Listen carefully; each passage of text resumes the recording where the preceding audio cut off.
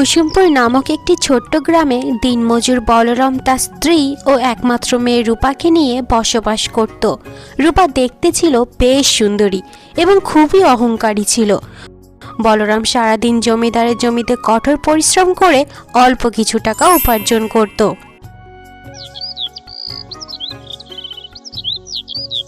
বউ, ও বউ, রূপা কোথায়? ওকে দেখছি না যে, ওকে ডাকো। কোথায় আর থাকবে, তোমার আদরের দুলালি আজকেও দুপুরে ডাল আর আলু ভাজার কথা শুনে ঘরে মুখ লুকিয়ে বসে আছে। দিন দিন তোমার মেয়ের আবদার আর জেদ বেড়েই চলেছে। আরে বউ, এমনিতেই মেয়েটার ছোট্ট ছোট্ট আশাগুলো বাবা হিসাবে রাখতে পারি না, তার উপর তুমি যদি তাকে এভাবে বকাঝোকা করো, মেয়েটার মনটা বড্ড বেশি খারাপ হয়ে যাবে। তুমি আমার মেয়েকে বকো না। দেখি মামুনিকে আমি ডাক দিই। রূপা, মা রূপা, এদিকে আয় মা, খেয়ে যা।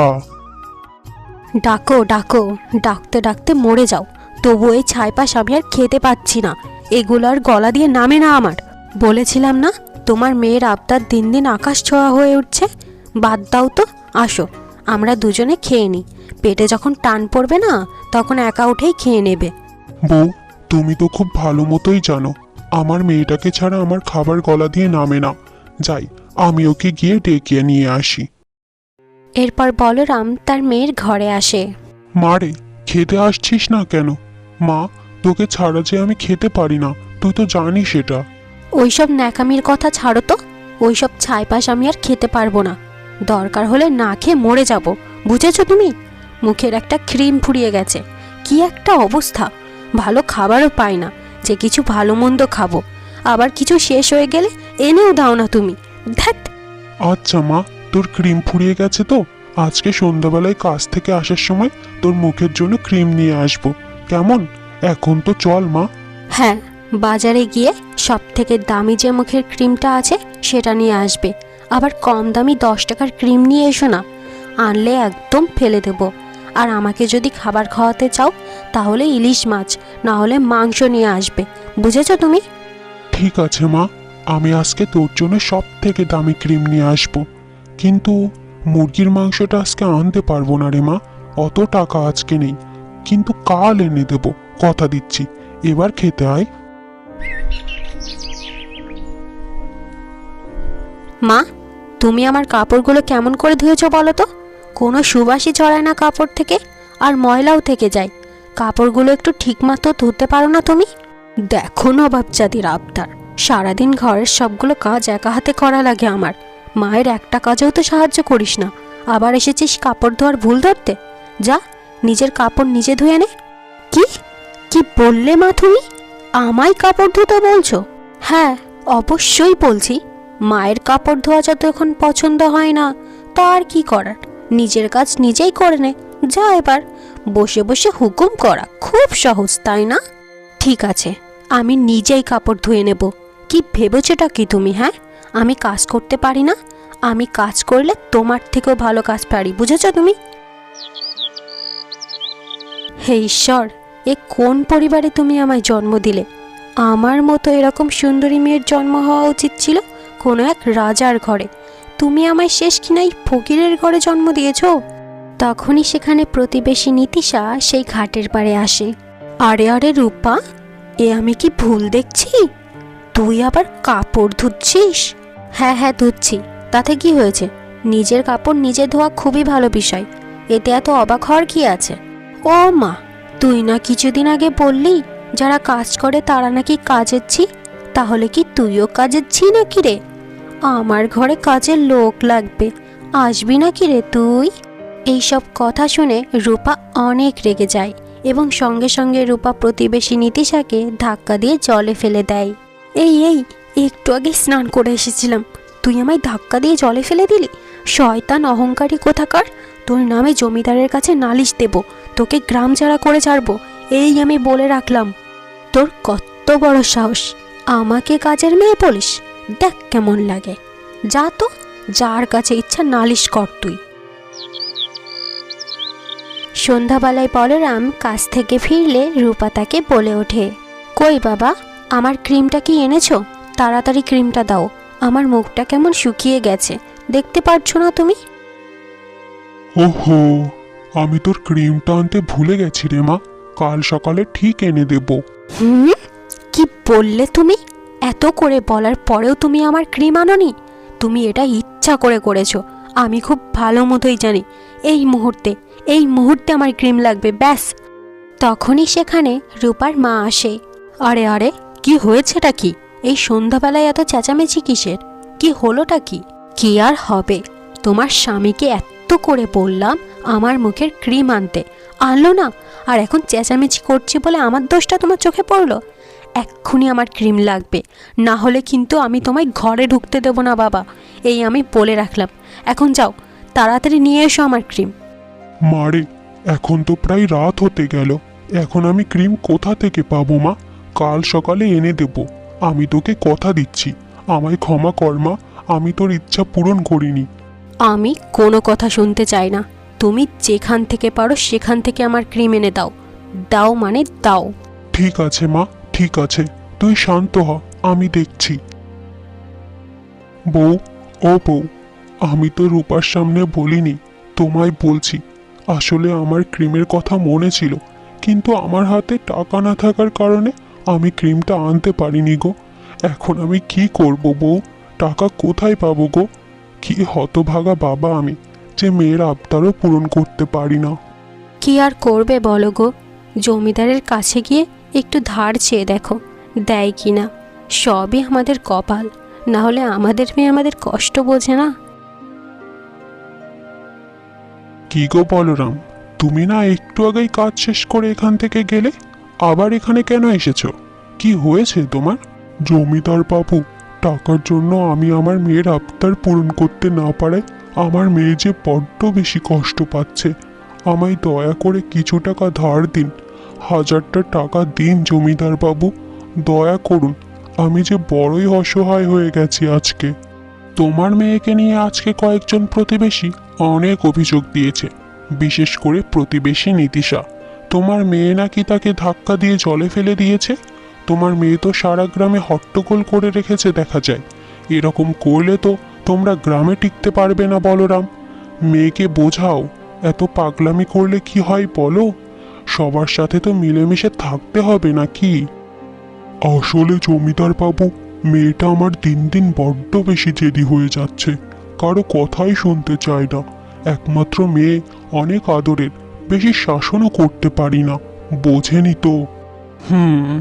তোমার বিষয়টাও আমি বুঝতে পারছি। ঠিক আছে, আমি ওকে বুঝিয়ে বলবো। আর এই মুহূর্তে তোমায় আমি 1000 টাকা দিচ্ছি, কেমন?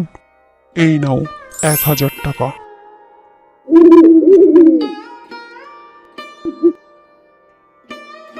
রূপামা, এই যে দেখ, তোর জন্য ক্রিম নিয়ে এসেছি। ঠিক আছে তো ক্রিমটা? হ্যাঁ হ্যাঁ, ঠিক আছে। এবার যাও, ক্রিমটা আমায় মাখতে দাও। ঠিক আছে। রূপা, শোন, কালকে সকালে একটু তুই প্রস্তুত থাকিস। তোকে জমিদার বাড়িতে নিয়ে যাব। জমিদার সাহেব তোকে কিছু কথা বলবে, বুঝেছিস? এই জমিদার আবার কি বলবে? নিশ্চয়ই আমার নামে নালিশ করবে। পরের দিন সকালবেলায় বলরাম রূপাকে নিয়ে জমিদার বাড়িতে যায়। শুভ সকাল জমিদার বাবু, ভালো আছেন তো আপনি? হ্যাঁ হ্যাঁ, হ্যাঁ হ্যাঁ হ্যাঁ, শুভ সকাল, ভালো আছি। তা তুমি গ্রামবাসীদের সাথে এমন গন্ডগোল করছো কেন? সবাই তোমার নামে আমার কাছে অভিযোগ দিচ্ছে। একটু মিলেমিশে থাকতে হবে তো সবার সাথে, বোঝো না? সমাজ বলেও তো একটা কথা আছে রূপা, তুমি কি ভুলে গেছো সেটা? না, আমি কিছুই ভুলিনি জমিদার বাবু। আমার সাথে কেউ অন্যায় করলে আমি সেটা সহ্য করতে পারি না, আমি সেটার প্রতিবাদ করি। এতে যদি গ্রামে হট্টগোল তৈরি হয়, আমার কি দোষ সেটা, তাই না জমিদার বাবু? হ্যাঁ হ্যাঁ, তুমি তো ঠিকই বলেছ। অন্যায় করলে কাউকে ছাড় দিবে না, ঠিক আছে? তুমি যা করছো চালিয়ে যাও। বাবা, সব কথা তো শেষ, এখন আমি চলে যাচ্ছি বাড়ি। আসার সময় কিন্তু আজকে মাছ আনতে ভুলো না, ভুলে গেলে কিন্তু খবর আছে তোমার। এরপর রূপা সেখান থেকে চলে যায়। এ কি জমিদার বাবু, আপনি তো বলেছিলেন মেয়েকে বোঝাবেন, বোঝানোর বদলে আপনি তো ওর কাজে আরো সম্মতি দিলেন। ওকে আর কে থামাবে এখন বলুন? আমাদেরকে তো গ্রাম ছাড়া করে দেবে সবাই। কেন এমনটা করলেন জমিদার বাবু? শান্ত হও বলরাম, শান্ত হও। কেউ তোমাদের গ্রাম ছাড়া করবে না। যখন তোমার মেয়ে জমিদার পরিবারের সদস্য হয়ে যাবে তখন, বুঝেছো? আপনি কি বলতে চাচ্ছেন আমি ঠিক বুঝলাম না জমিদার বাবু। মানে তো খুব সহজই। তোমার মেয়েকে প্রথম দেখাতে আমার বড্ড বেশি ভালো লেগে গেছে। এত সুন্দরী মেয়ে পালন করেছো, একটু দিমাগ তো থাকবেই। ওকে আমি বিয়ে করব। কি কি বললেন জমিদার বাবু? এ তো আমার চরম সৌভাগ্য। আপনার মতো জমিদার আমার মতো গরিবের মেয়েকে বিয়ে করতে চাচ্ছে। অসংখ্য ধন্যবাদ জমিদার বাবু। আপনি সব ব্যবস্থা করুন, আমি এই বিয়েতে প্রস্তুত। এরপর কিছুদিনের মধ্যেই রূপার সেই জমিদারের সাথে বেশ ধুমধাম করে বিয়ে হয়ে যায়। রাত্রেবেলা জমিদার রমেশ রূপাকে বলে ওঠে, রূপা, তুমি দেখতে কি অপরূপ সুন্দরী। তোমার ওই দু চোখে কি অপরূপ মায়া। বলো, আজকে রাতে তুমি কি চাও আমার কাছে? আমি তোমাকে সেটাই দেব। আমার প্রথম চাওয়া হচ্ছে আপনি আপনার সমস্ত সম্পত্তি আমার নামে করে দিবেন। আর দ্বিতীয় চাওয়া হচ্ছে আমার বাবা আপনার এখানে দিনমজুরের কাজ করে, আপনি তাকে না করে দিবেন যেন উনি আর এখানে কাজ করতে না আসে। আমি এখন একজন জমিদারের বউ। আমার বাবা যদি লোকের বাড়ি কাজ করে আমার মান সম্মানে আঘাত লাগবে। কিন্তু তোমার বাবা আমার এখানে কাজ না করলে যে পথে বসে যাবে, তার অবস্থা তো ভালো না, তুমি জানো সেটা। তাহলে বাবা অন্য কোথাও একটা কাজের ব্যবস্থা করে নেবে। আপনি যদি আমার এই দুটি শর্ত না মানতে পারেন, আজকে রাতে আমি আপনার কাছে আসবো না। না না না না, অমন করে বলো না। তোমাকে পাওয়ার জন্য আমি সবই করতে পারি। অন্যদিকে রূপার মা বাবা মন খারাপ করে বলতে থাকে, হ্যাঁ গো, মেয়েটাকে এতদিন কত বকাঝকা করেছি, আজ যখন মেয়েটা বাড়িতে নেই ঘরটা কেমন খালি খালি লাগছে। হ্যাঁ, তা ঠিকই বলেছ। মনে হচ্ছে মেয়েটাকে আমি কত যুগ ধরে দেখি না। কাল সকালে যখন কাজে যাব মেয়েটাকে দু চোখ ভরে দেখে নিব। রূপারও নিশ্চয়ই আমাদের কথা খুবই মনে পড়ছে বউ। হ্যাঁ গো, তুমি ঠিকই বলেছ। শোনো না, কাল সকালে আমাকেও সাথে নিয়ে যেও, মেয়েটাকে মন ভরে দেখব। ঠিক আছে বউ। আরে ও বউ, কোথায়? তাড়াতাড়ি আসো, আমার যে কাজে দেরি হয়ে গেল। তোমার সাজতে এত দেরি হয় নাকি? এই তো বাবা, এই তো এসে পড়েছি। এত চেঁচামেচি করো কেন? কি এমন দেরি করলাম আমি? হ্যাঁ, এ আমি কি দেখছি বউ? তুমি এত সুন্দর করে সাজগোজ করলে, তাও এত বছর পর। কি কারণে গো? আরে বোঝো না, আমার মেয়ে হচ্ছে জমিদার বাড়ির বউ, আমি হলাম তার মা। যা তা ভাবে কি আর যাওয়া যায়? তাই একটু তৈরি হয়ে নিলাম আর কি। তা ঠিক ঠিক। জমিদার বাবু, আমায় ক্ষমা করবেন, আজকে কাজে আসতে একটু দেরি হয়ে গেল। তা আমার মেয়ে রূপা কোথায়? রূপা ওই পেছনের বাগানে ঘুরতে গিয়েছে দাস দাসীদের সাথে। তা তুমি তোমার বউকে নিয়ে এসেছো কেন বলরাম? আমার বউ রূপাকে দেখতে এসেছে, রূপার জন্য খুব মন খারাপ করছিল, তাই আর কি। তাহলে জমিদার বাবু, রূপার সাথে একটু দেখা করে আসি। ঠিক আছে, দেখা করতে যাও। কিন্তু বলরাম, তোমার আজকে থেকে আর এই জায়গায় কাজ করতে আসতে হবে না, বুঝেছো? রূপা একদমই পছন্দ করছে না তোমার কাজ করতে আসা এখানে। তুমি অন্য কোথাও কাজ দেখে নিও, ঠিক আছে? আর এই বিষয়ে কোনো প্রশ্ন থাকলে তুমি রূপার সাথে কথা বলে নিও। এ এ কেমন কথা জমিদার বাবু? হঠাৎ করে গরিবের পেটে এমনভাবে লাথি মারবেন না। আপনি তো জানেনই আমার অবস্থা। আমি এই মুহূর্তে কোথায় কাজ খুঁজবো এত তাড়াতাড়ি? এই বিষয়ে তো আর আমাকে বলে লাভ নেই। আর তোমাদের মেয়ের সাথে তোমরা আলাপ করে দেখো। তোমাদের মেয়ে না চাইলে আমি কি করব বলো? রূপা মা, কেমন আছিস? তোকে ছাড়া আমাদের ঘরটা বড্ড বেশি ফাঁকা হয়ে গেছে রে মা। খুব মনে পড়ে তোর কথা আমাদের, জানিস? জানি জানি, তোমরা এসব কথা বলতে সকাল সকাল এসেছো নাকি? মারে, তোর কথা বড্ড বেশি মনে হচ্ছিল, তাই আমরা তোকে দেখতে এসেছিলাম সোনা। মারে, তুই নাকি জমিদার রমেশের কাছে বলেছিস আমি যেন এই জায়গায় আর কাজ করতে না আসি। তুই তো জানিস তোর বাপের অবস্থা, কাজ না করলে আমাদের চলবে কেমন করে রে মা, বল আমাদের। তোমাদের জীবন কিভাবে চলবে এটা তোমরা বুঝে নাও, এটা তো আমার দেখার বিষয় না। আমি হলাম এই বাড়ির জমিদারের বউ। এই জায়গায় তুমি দিনমজুর হিসাবে কাজ করতে পারবে না। তুমি এই গ্রাম থেকে বেরিয়ে অন্য কোনো গ্রামে গিয়ে কাজ করো। হ্যাঁ রে রূপা, সত্যিই কি আমি তোকে পেটে ধরেছি? এখন তো আমার সন্দেহ হচ্ছে, তুই কি আমাদের ছোট্টবেলা সেই রূপা তো না কি রে? ছি ছি, তোর লজ্জা করে না এভাবে কথা বলতে তোর বাবার সাথে? কেমন করে পারিস মা তুই? মা, ছোটবেলা থেকে সবসময় তুমি আমাকে অনেক কথা শুনিয়েছো। এখন আমি একজন জমিদারের বউ, বুঝে শুনে কথা বলবে, ঠিক আছে? তোমরা এখন চলে যাও এই গ্রাম থেকে, চলে যাও। ঠিক আছে মা, আমরা চলে যাচ্ছি। আমরা আর কোনো দিনও আমাদের এই মুখ তোকে দেখাবো না মা। তুই এই জমিদার বাড়িতে জমিদার গিন্নি হয়ে ভালো থাকিস মা। আর তোকে আমরা অনেক ভালোবাসি রে। এরপর বেচারা বলরাম তার স্ত্রীকে নিয়ে সেই গ্রাম ছেড়ে অন্য গ্রামে চলে যায়। দেখতে দেখতে কয়েক মাস কেটে যায়। এখন অহংকারী রূপা 8 মাসের অন্তঃসত্ত্বা। একদিন জমিদারের বোন তার সাথে দেখা করতে আসে। হ্যাঁ গো বৌদি, কি খবর? তুমি নাকি পোয়াতি? হ্যাঁ হ্যাঁ, সেটা তো দেখতেই পাচ্ছ। তুমি কি মনে করে এলে হঠাৎ এখানে? এই তো তোমার খবর পেয়েই তোমায় দেখতে এলাম। তা তুমি তো আর আগের মতো সুন্দরী নেই বৌদি। কেমন মোটা হয়ে গেছো, গায়ের রংটাও কেমন মলিন হয়ে গেছে, কেমন মহিলা মহিলা দেখাচ্ছে। তা একজন মেয়ের শরীরে সন্তান আসলে তার শরীরে এমন পরিবর্তন তো হবেই, এটা তো বড্ড বেশি স্বাভাবিক। তা তুমি কি খোটা দিচ্ছ আমায় নাকি? খোটা কোথায় দিচ্ছি বৌদি? অবশ্য বড় লোকদের মজা তুমি কিভাবে বুঝবে? তুমি তো ছোট ঘরের মেয়ে। বড় লোকদের বারোলোকি মজা শুধুমাত্র বড় লোকেরাই বোঝে গো দিদি। এইসব কথা শুনে রূপা অনেক রেগে যায়।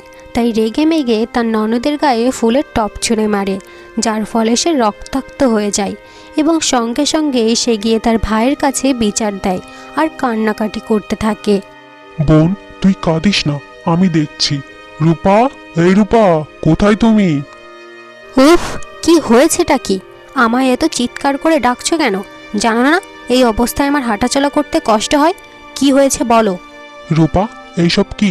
আমার বোন এত দূর থেকে তোমার সাথে দেখা করতে এসেছে, আর তুমি কিনা তার সাথে এত বাজে আচরণ করেছো। ক্ষমা চাও, এক্ষুনি এক্ষুনি ক্ষমা চাও। কি কি বললে তুমি? আমি ক্ষমা চাইবো? তোমার বোন যে আমাকে এত কথা শোনালো সেটার কি? ওকে ক্ষমা চাইতে বলো। আমি কোনো ক্ষমা চাইতে পারবো না। আমি যা করেছি বেশ করেছি, বুঝেছো? বোনের কথা শুনে আমাকে কখনো কথা শোনাতে আসবে না। রূপা, তুমি কিন্তু দিন দিন খুব বেশি বেড়ে যাচ্ছ। আমার পরিবারের সাথে তোমার এমন খারাপ ব্যবহার আমি কিন্তু সহ্য করব না। এই তোমাকে বলে রাখলাম, তোমাকে কিন্তু ঘর থেকে বের করে দেবো। বুঝেছো কি বলেছি আমি? ক্ষমা চাও, এক্ষুনি তুমি আমার বোনের কাছে ক্ষমা চাও। কি কি বললে তুমি? আমায় ঘর থেকে তাড়িয়ে দেবে? তুমি মনে হয় ভুলে গেছো এই সমস্ত সম্পত্তি আমার নামে। তোমাকে ঘর থেকে তাড়িয়ে দেব যদি বেশি বেশি করো। কিছু সময় পর রূপার অনেক প্রসব বেদনা ওঠে এবং হসপিটালে যাওয়ার পর তার একটি ফুটফুটে কন্যা সন্তানের জন্ম হয়, যাকে দেখে জমিদার বলে ওঠে, আলে রে, কি সুন্দর মেয়ে হয়েছে আমার। দাও দাও, মেয়েটাকে আমার কাছে দাও, কোলে নিয়ে একটু আদর করি। না না, এখন সারাদিন হসপিটালে এদিক ওদিক ঘুরেছ, তোমার গায়ে এখন অনেক ময়লা আছে। বাড়ি গিয়ে স্নান করবে, তবেই আমার মেয়েকে কোলে নেবে, না হলে আমার মেয়ে নোংরা হয়ে যাবে তোমার হাতে গেলে। কিছুদিন পর হঠাৎ জমিদার রমেশ বেশ অসুস্থ হয়ে যায় এবং বিছানায় পড়ে যায়। মালকিন, আপনাকে জমিদার বাবু ডেকে পাঠিয়েছেন। উনি অনেক অসুস্থ বোধ করছেন। এ কি জ্বালা, বাচ্চা সামলে কুল পাচ্ছি না, এর ওপর আবার উনি আমায় কেন ডাকছেন? অসুস্থ লাগছে তো তোমরা তো আছোই, আমি যেতে পারবো না এখন, বলে দাও গিয়ে, যাও। উফ, আপনাকে জরুরি তলব করেছে মালকিন, দয়া করে যান। কি কি হলো আপনার হঠাৎ? আমায় এত জরুরি তলব কেন করেছেন বলেন তো? জানেনই তো কত ব্যস্ত থাকি আমি। এত অসুস্থ শোনার পরেও তুমি একটি বারও আমাকে দেখতে আসোনি কেন? আমি কি এতই খারাপ? এখানে এখানে খারাপ ভালোর প্রসঙ্গ কোথায় উঠছে? সারাদিন বাচ্চা সামলে আর রূপচর্চা করে আমি আপনার কাছে আসার সময় পাই না। দাস দাসীরা তো আছেই, যা লাগবে ওদের থেকে চেয়ে নেবেন।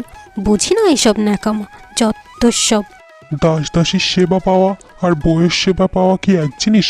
মেয়েটার জন্মের পর থেকে একবারও আমার কাছে আনো না কেন? দাও, মেয়েটাকে আমার কাছে দাও, মেয়েটাকে একটু আদর করি। আপনার মাথা ঠিক আছে তো নাকি নাকি খারাপ হয়ে গেছে? এমনিতেই আপনি অসুস্থতায় বিছানায় পড়ে আছেন, এখন আমার মেয়েকে আপনার কাছে দিলে আমার মেয়েরও রোগ হয়ে যাবে। যতদিন না আপনি সুস্থ হচ্ছেন, আপনি আমাকে দয়া করে আপনার ঘরেও আসতে বলবেন না, বুঝেছেন? এভাবেই দিন দিন রূপা বেশ অহংকারী হয়ে উঠছিল, নিজের সন্তানের খেয়ালও ঠিকমতো রাখত না। সারাদিন প্রাসাদের দাসদাসীদের সাথে ছোটোখাটো বিষয়ে খুবই খারাপ ব্যবহার করত আর অকথ্য ভাষায় গালিগালাজ করত। দেখতে দেখতে রূপার সেই ছোট্ট মেয়ে 8 বছরের হয়ে যায়। সে এখন স্কুলে পড়ালেখা করে, নাম তার রূপসা। মা, ও মা, স্কুলে সবাইকে দেখি তাদের দাদু দিদা আছে, আমার কি দাদু দিদা নেই মা? না না, তোর দাদু দিদা বেঁচে নেই, মরে গেছে সবাই। কিন্তু মা, অনেকেই আমাকে বলে আমার দাদু দিদা নাকি মরেনি, তারা বেঁচে আছে, তুমি তাদের গ্রাম থেকে তাড়িয়ে দিয়েছ। হ্যাঁ হ্যাঁ, তাড়িয়ে দিয়েছি, বেশ করেছি। এখন তুই যদি তাদের প্রতি বেশি পীড়িত দেখাস না, তোকেও ঘাড় ধাক্কা দিয়ে তাদের কাছে পাঠিয়ে দেব। মা কষ্ট করে লালন পালন করছে আর মায়ের কথা অবিশ্বাস করিস, তাই না তুই?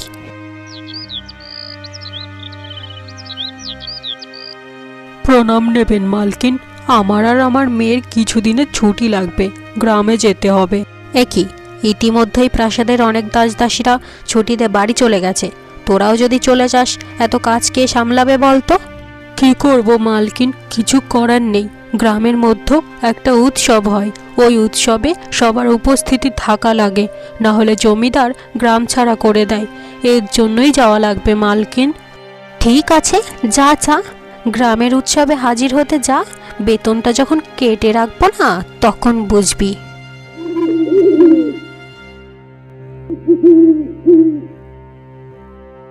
এই যে আমার প্রাণের স্বামী, প্রাসাদের সমস্ত দাসদাসীরা যে ছুটিতে গ্রামের বাড়ি চলে গেছে, এখন একা একা এত কাজ কে সামলাবে শুনি? এটা তো তোমারও সংসার বউ, এই কটা দিন না হয় তুমি সামলাও, ওরা আসলে আবারও ওরা সামলাবে। কত বড় সাহস তোমার, আমায় কাজের হুকুম দিচ্ছ তুমি? আমি কাজ করলে আমার সৌন্দর্য নষ্ট হয়ে যাবে না? এই শোনো, তুমি যে করেই হোক মা বাবাকে খবর দাও, ওরা এসে এই কয়দিন এখানে কাজকর্ম করবে, দাসীরা আসলে আবারও তারা চলে যাবে। এসব তুমি কি বলছো বউ? প্রথমত তুমি তোমার মা বাবাকে গ্রাম ছাড়া করেছিলে, এখন আবার তাদের চাকর হিসাবে এই বাড়িতে আনতে চাইছো? এটা কেমন দেখায় না? উফ, যত সব! আমার মা বাবা আমার জ্বলে না, তোমার এত জ্বলে কেন? মনে রেখো, সম্পত্তির মালিক কিন্তু আমি। বউয়ের কথা মতো জমিদার রমেশ পরের দিন সকালে শ্যামলী দেবীকে সেখানে হাজির করে। নিজের মাকে দেখে রূপা অবাক হয়ে যায় আর বলে ওঠে, এ কি মা, এ কোন রূপ ধরেছ? সাদা শাড়ি পরে আছো কেন? আর বাবাকে সাথে নিয়ে আসনি? যে মানুষটার জন্য রঙিন শাড়ি পরতাম, সে মানুষটা তো আর পৃথিবীতেই নেই, তাই এই সাদা শাড়ি পরে আছি।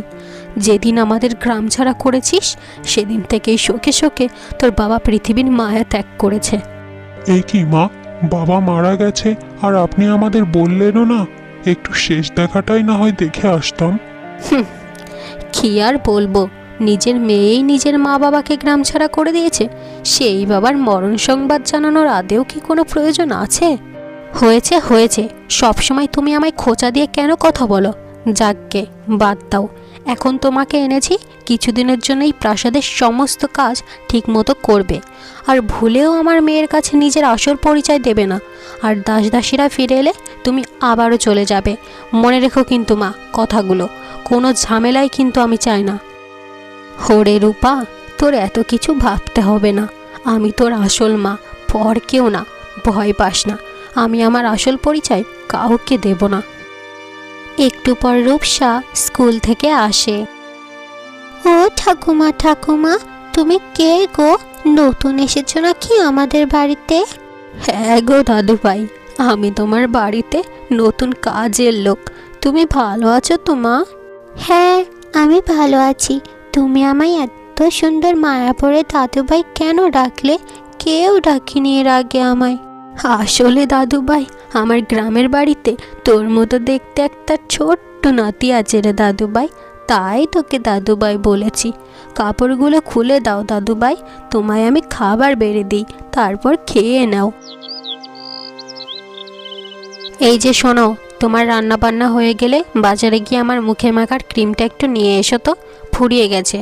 চাকর রবি বাড়িতে নেই, বুঝেছো? তাই তোমাকে বলছি।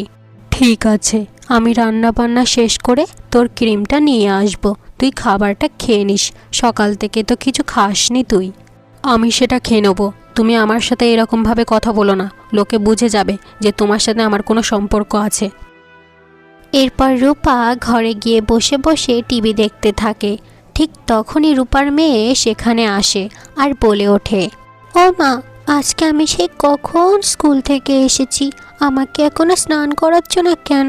আমার খুবই গরম লাগছে, আমি স্নান করব, চলো না মা। এই মুহূর্তে কোনো দাসী বাড়িতে নেই, আর দাসী শ্যামলী বাহিরে গেছে আমার জন্য ক্রিম আনতে। ও আসলে তোকে স্নান করিয়ে দেবে, এখন যা এখান থেকে। ও মা, অনেক দিন হলো তোমার হাতে স্নান করি না, আজ তোমার হাতে স্নান করব, আমায় স্নান করিয়ে দাও না। কি, তোর এত বড় সাহস, তুই আমায় কাজ করানোর হুকুম দিস? তোর মাথা খারাপ আছে নাকি? আমি তোকে স্নান করাবো না, তোকে স্নান করাবে দাসী। এখন যা এখান থেকে, দেখতে দে আমায় সিরিয়াল। মায়ের সাথে রাগ করে ছোট্ট রূপসা বাথরুমে একাই স্নানে আসে, আর সেখান থেকে জলে পা পিছলে সে গরম জলে পড়ে যায়। মা! সঙ্গে সঙ্গে রূপসাকে হাসপাতালে এনে ভর্তি করা হয়। রূপসার শরীর গরম জলে বেশ বাজেভাবেই ঝলসে গেছিল। ডাক্তারবাবু, আমার মেয়ে ঠিক আছে তো? ঠিক হয়ে যাবে তো সে? দেখুন, এই মুহূর্তে কিছুই বলা যাচ্ছে না জমিদার বাবু। ছোট্ট বাচ্চাটির শরীর বেশ বাজেভাবেই ঝলসে গেছে, যে কোনো সময় যে কিছু ঘটে যেতে পারে। রক্তও প্রয়োজন অনেক, আপনার যা যা করার লাগে সব করুন। আমার মেয়ের জন্য দরকার হলে আমি আমার সমস্ত সম্পত্তি বিক্রি করে দেব। আমার মেয়েকে শুধু সুস্থ চাই ডাক্তার। হ্যাঁ গো ডাক্তারবাবু, আপনার যত টাকা লাগে সব নেন, আর রক্ত লাগলে আমার শরীরের সমস্ত রক্ত নেন। আমার নাতিনরে শুধু সুস্থ কইরা দেন।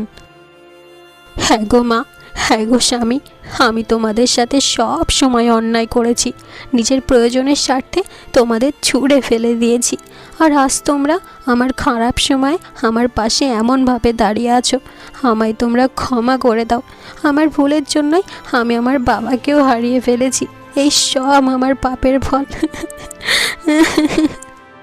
কাঁদিস না সোনা মা, এই পৃথিবীর অনেক সন্তানরাই তার মা বাবাকে ছুঁড়ে ফেলে দেয়, কিন্তু মা বাবারা কোনোদিন তার সন্তানকে ছুঁড়ে ফেলতে পারে না রে মা। রূপা, তুমি আমার স্ত্রী হিসাবে আমার সাথে যা অন্যায় করেছো সেই সব কিছুর জন্য তোমার উপর রাগ থাকলেও আমার সন্তানের মা হিসাবে আমি তোমায় ক্ষমা করে দিয়েছি।